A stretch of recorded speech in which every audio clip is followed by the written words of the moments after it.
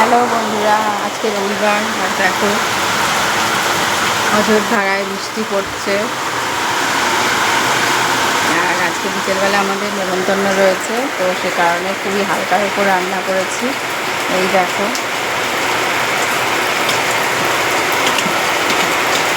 ঝিঙে আলু দিয়ে মাছের ঝোল। মাছের পিসগুলো দেখো কত বড়, ছেলেকে দেখে ভীষণ খুশি। এত বড় পেটির মাছ খেতে পারবে বলে ঝিঙে আলু দিয়ে করেছি। মাছের পেটিটা দেখো কত বড়, এই যে পুরো হাতা থেকে ছাড়িয়ে যাচ্ছে। এত বড় একটা মাছের পেটি। আর এই যে ঝিঙে আলু দিয়ে ঝোল।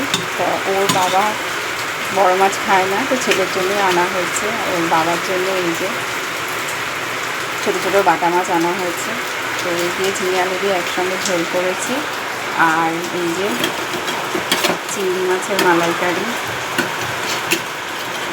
চিংড়ি মাছগুলো দেখো কত বড় বড় চিংড়ি মাছ।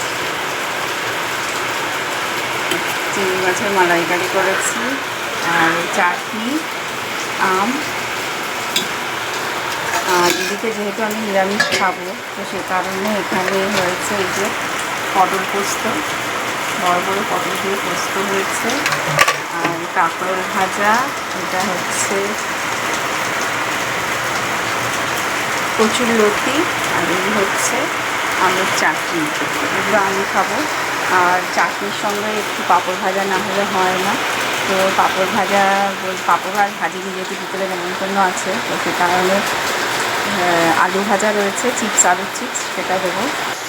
এই যে পুরো থালাটা দেখো, ভাত, এই যে ঝিঙে আলু দিয়ে মাছের ঝোল, চিংড়ি মাছের মালাইকারি, আর এই হচ্ছে আম, চাটনি, পাঁপড়।